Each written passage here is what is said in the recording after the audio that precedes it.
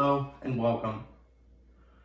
Americans always take pride in things that they consider uniquely as American icons, and that's never been truer than with an American-born car lover and a racing enthusiast. When you think of American sports cars, there's one car that always stands out above the rest, and that is the Chevrolet Corvette.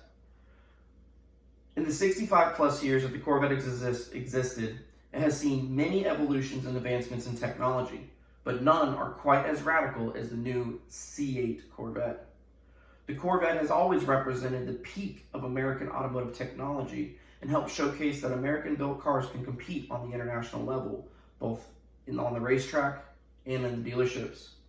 So today, I want to take a dive into the history of the Corvette and its use of a mid-engine chassis, as well as the importance and involvement of research and development taken straight from racing programs, and tie it all together on how it helped develop the new 2020 mid-engine C8 Corvette. There's going to be a lot to unpack, so let's dive straight in.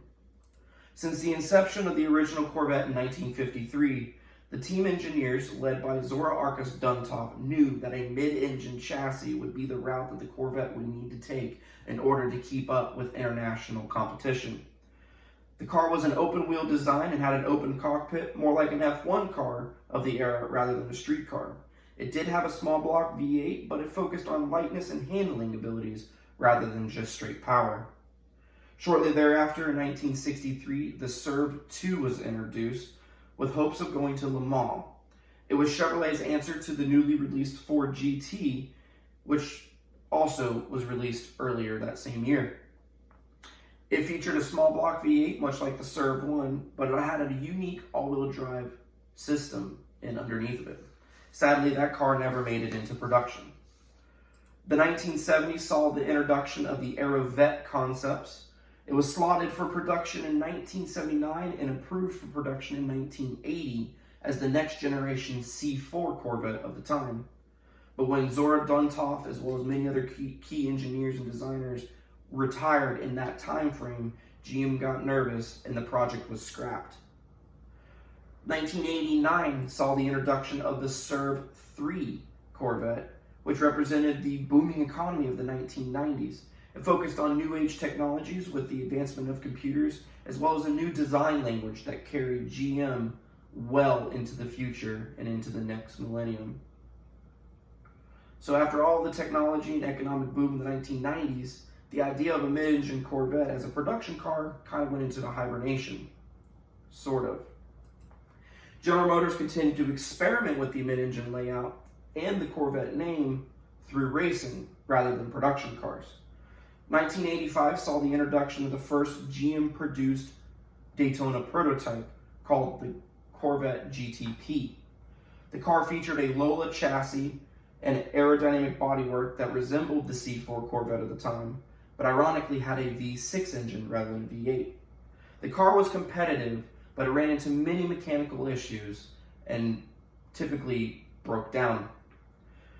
As quoted from a Super Chevy article from December 2016, aside from the brutish engine that the drivers loved, there was really nothing extraordinary about the car. The program was scrapped in 1989.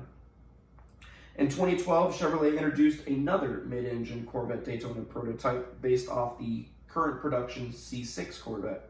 The chassis was purpose-built by Riley Chassis, and the engine was an LS-based engine sourced from the Le Mans-winning GT-class C6R program. The program was a soft rebirth of the Pontiac-branded program that was terminated at the end of 2010 season. In 2015, the cars were refreshed with new bodywork and a new engine based off the C7 and C7R racing program, respectively. According to stats released on the Chevrolet Racing's official website, the program saw great success with 4 manufacturer championships and 30 class wins. But with all the research and development done for the racing program done hidden in plain sight, what did it all amount to? The 2020 Corvette is truly a masterpiece of technological advancement. The engine was derived from years of harsh testing on the racetrack. It's a 6.2-liter naturally aspirated V8 and makes 495 horsepower and 495 foot-pounds of torque. It has a dual clutch automatic system that is a perfect balance of shift capabilities that are soft and smooth for cruising and lightning fast shifts when you're trying to use in manual mode. The projected 0 to 60 times are showed to be less than 3 seconds and a top speed of 185 miles an hour as posted by Corvette.com.